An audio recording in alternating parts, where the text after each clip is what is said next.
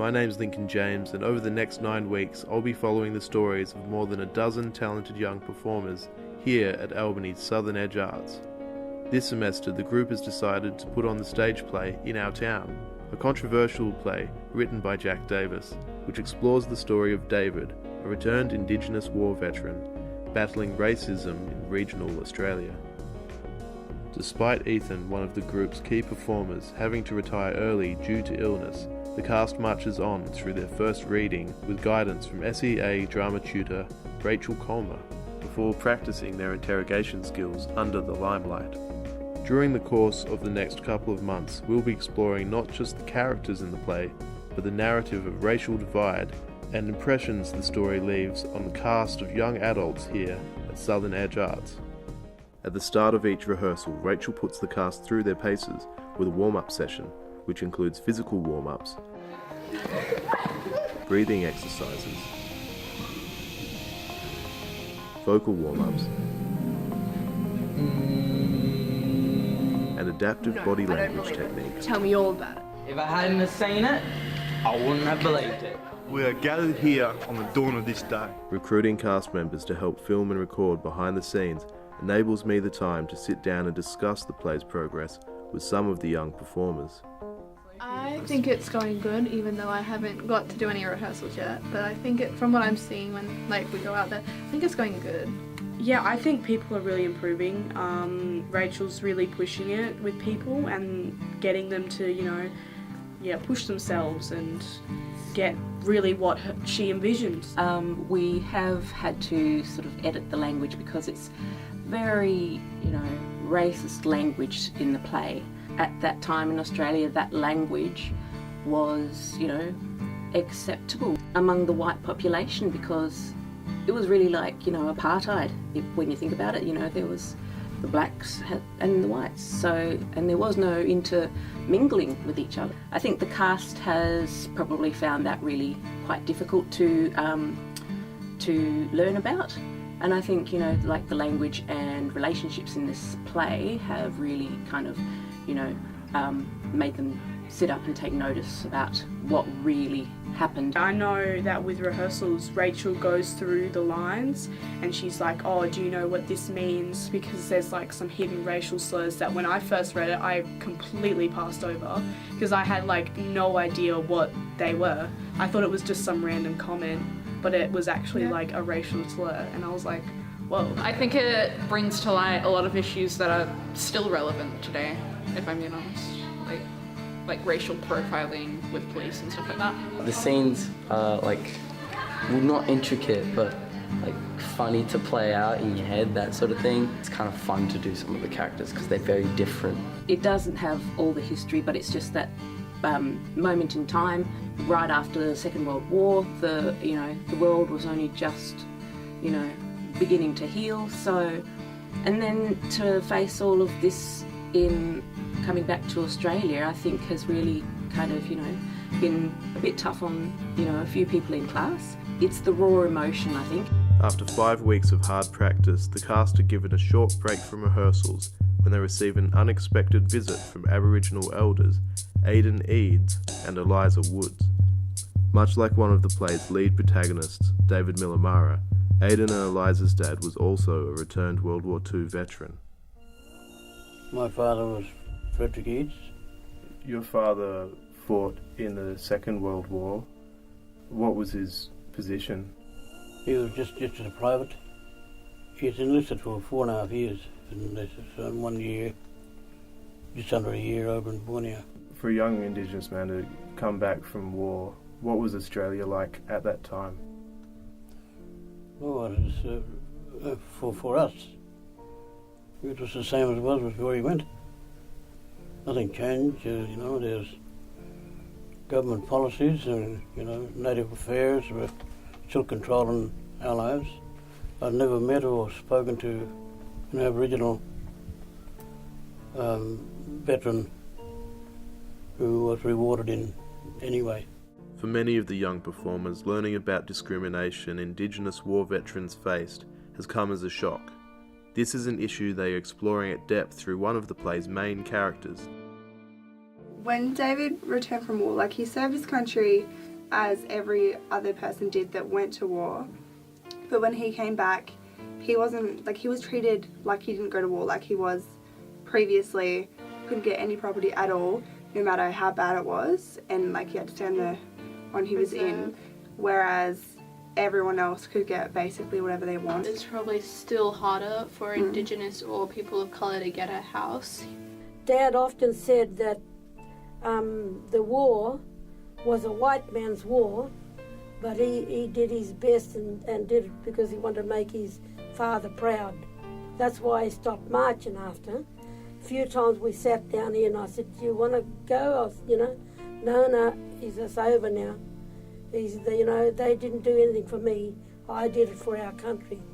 Despite all the hardship in the separation from his family, when he came back, he just came back to the mission where Aden and Mum and the other family were, I guess it was a sense of pride, what he's brought to our family and all the other Noongas too, some were prisoners of war, some didn't come back. Like, this is part of our history, and it's part of the people that put their life on the line too for our freedom, not only for Noongas, for everybody. We march our little ones into the halls every year for the Anzac Day ceremonies, and they're just little and they grow up knowing about the Anzac, knowing those men sacrificed everything, knowing that, my God, it was horrific. Why can't we start educating our kids how horrific it was when, the European invasion came along, we were massacred. We need to start teaching our kids, I think, so they grow up knowing what has happened and can feel some kind of empathy. So what did you think when you first rocked up? What was your understanding of Australia's past? Not much. I didn't really know that much because I've never been taught this at school.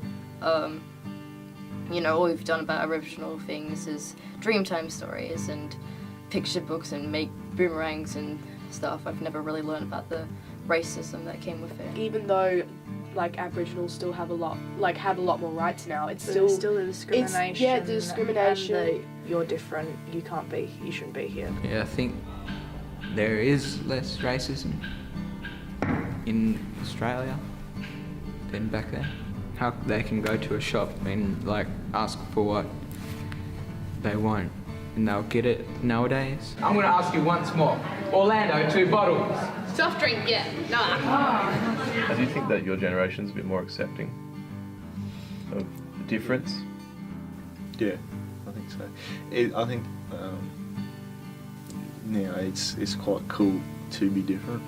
The more we get to know other people around the world, we understand that it's we're all the same, and it's just And in schools, there's less division between white kids and people of different colour, and I think that you can be still quite divided because it matters on what your parents think. Yeah. So if your parents were mean to people of colour or believe that it should be a white Australia still, then that's what you're going to believe. Yeah, you believe that's So does that the mean way that because you're more involved in social media, you're more connected with people, it kind of takes away what you're learning from that? Yeah, it's breaking the barrier of just a home life. Yeah, exploring other beliefs and other things that are out there, instead of having to be contained in what just your environment is. Things are gradually going because the young people, they don't know. It's the older ones you've got to change their minds, because these young people, they're interested in our story, where when we as kids, they wasn't interested in those stories because we were just downcast. We were nothing. We were black fellas. As rehearsals enter their last few weeks, the Southern Edge Arts team organise a special one-on-one session with the play's original director, Phil Thompson. It's about the resilience of Vanilla people, about the difficulties being a black fellow in this country over the generations since colonialism began here. And so set in this little town of Northern that was incredibly racist, as so many towns in this country are, or were, particularly back in those days. And so it's actually the idea of having a black hero in the play, a good-looking, strong Australian hero who would have been lauded by that community and would have been, you know, a very strong and important man in that community for the rest of his life, except for one factor: he was black. You know, messages between interracial relationships and the relationship with indigenous people. Yeah. Black and white relationships are right to have, and there's no problem with it. At the end of the play, they make the decision, Sue and David do, to return to the town and confront people who have been bigoted and held prejudice against them. What do you think about that decision? What's the message in that? They're not going to let these people win, let them still continue to have this horrible opinion and hatred. Yeah, and have some acceptance. So I think it's kind of showing that it's like they're going to fight back. They're not going to run away because they know it's wrong. Becoming a bit more futuristic and making a better future from what you see from this. Yeah, they're trying to make a change. It took a strong woman to actually make that decision. Let's do it. We'll just go back and won't worry about what anybody says. We might be ostracised or, you know, we'll just do our thing. If David had run away, then things wouldn't have changed, and they might not have been able to stop racism, but they could make a difference. It's amazing that at the end of the play, when David decides to come back, to go back to Northern with his girlfriend and face the problems and stand up for black fellas, and to be this beacon of hope, a white fella and a black fella, white woman, black man, who are going to come back as a married couple and live in that town and fight this injustice and the racism. It's a very powerful statement. It's a braver act of him to go back there than it was actually to go to war, because he's going back to an endless war. With the set now in place, the group are about to embark on their final week of rehearsals. It's been a challenging term for many, with some cast members having to retire early due to other commitments, others switching roles, and new recruits stepping up to the plate. How are you feeling about the play? I'm really excited and a little bit nervous, but really looking forward to it. Stressed. Confident that we can pull it off, but at the same time I feel currently quite unprepared. I feel like it's going to go well. Set looks good, people are learning their lines, that sort of thing. People seem to be getting their stuff together. It's going better than I expected it to go. Are you nervous? Yeah, a little bit. It's kind of just always going to be nerve-wracking putting on a big play. I'm feeling a bit nervous because of how it's about racism and it's kind of very strong in the language and stuff. We've had to change a fair bit of it because of those words you can't really say anymore. So you find it a little confronting? Yeah. Excited. It's good that we've gotten this far because last 2 weeks ago half the kids didn't know their lines. I think we're going to do well. I'm confident in my part. Do you know who I am? Yeah. By sight, yeah? Should be okay. I am genuinely looking forward to the experience. So my mum has been awesome with helping me learn my lines, and I've been learning them in my own time and with my mum, and then coming to Southern Age Arts. Just saying them out loud whenever I have the time to read them.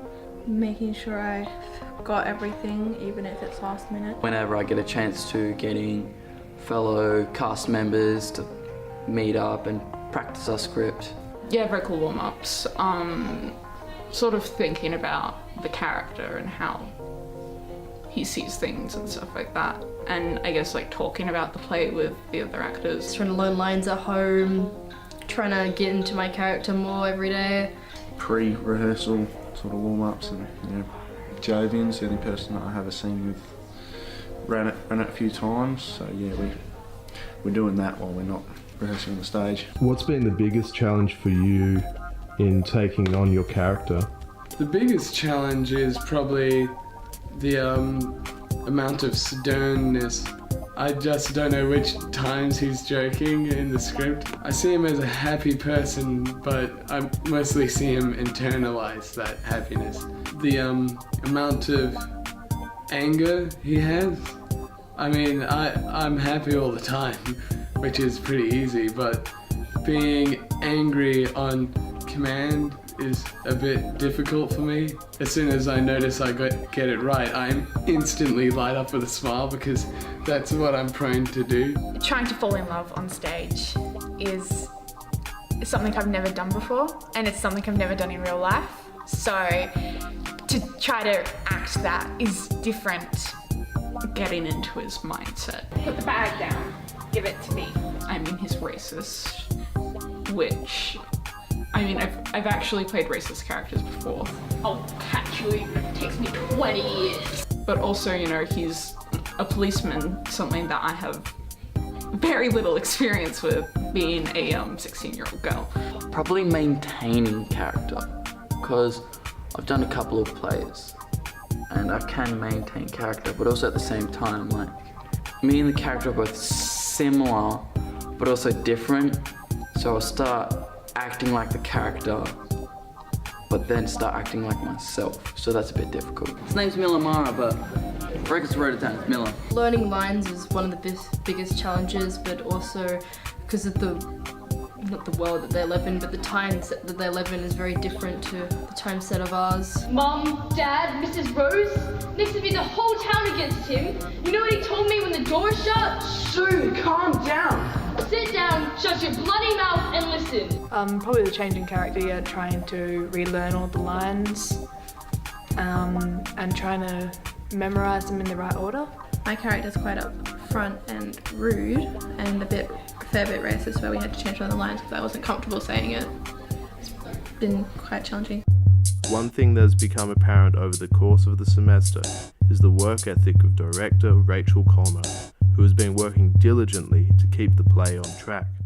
She puts up with a lot of our behaviours, and she's just a great director overall. She's got awesome tips and she gets it all done. She's nicer than other directors have been, from experience. She's very supportive and everything.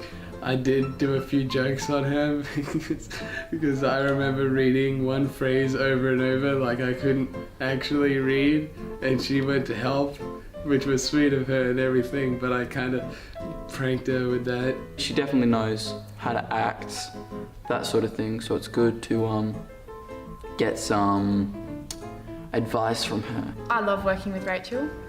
She has a lot of experience and it's really great having her direction. She's kind of gentle, but also like not strict. But she's a good teacher, so she'll be like, yeah, just get on with it. I like working with Rachel because she's easy. She will help you get through it and stuff. She's really nice, but she's also got her act together, so just an incredibly kind person, and I feel like I can go to her for anything. What's been the best part of the experience? Near the end where we're actually getting the play together. At first you're like, oh, it's just people talking, but now as it's all coming together, taking shape, it's like, wow, this seems pretty good. Learning more about how Aboriginals were treated before I was born. I feel like that sort of education was missing in my schooling, so I'm genuinely glad I'm able to educate myself through this play. Meeting all the people, like the director who did it in the 1990s, come and talk to us. Looking back into the past of like what it was like back then, it's honestly been great fun. After almost 3 months of rehearsals, the stage is set and the cast are ready. For many, this has been about much more than just putting on a good show. It has been a learning curve of cultural engagement that has left these young performers with a greater understanding of the sacrifices Indigenous Australians made for their country.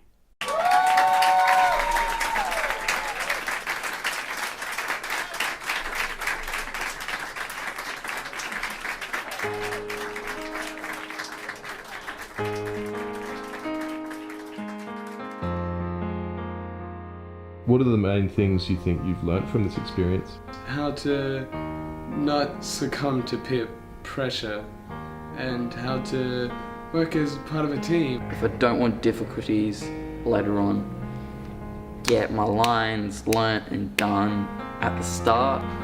Do you think it's a good thing that the play focuses so much on racism? Yeah, because it like outlines it and like shows the effects of racism. I've been with Southern Edge Arts for about 9 years now, and it's such an amazing experience, and all the things I've learnt here, it just is going to impact the rest of my life. It's amazing. It's good because you get to work with so many other people, you get to meet other people. It helps you get over that stage fright, because if you have to talk to in front of large groups of people in the future, you've already got some of that experience that you can draw on. Being through this experience has probably definitely made me recommend Southern Edge Arts.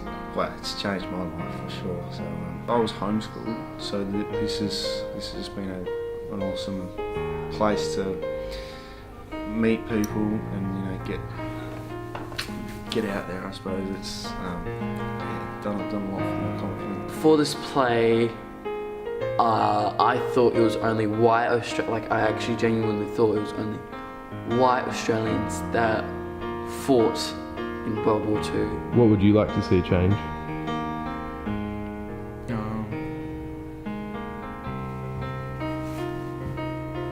Everyone get along, like no matter what their race is.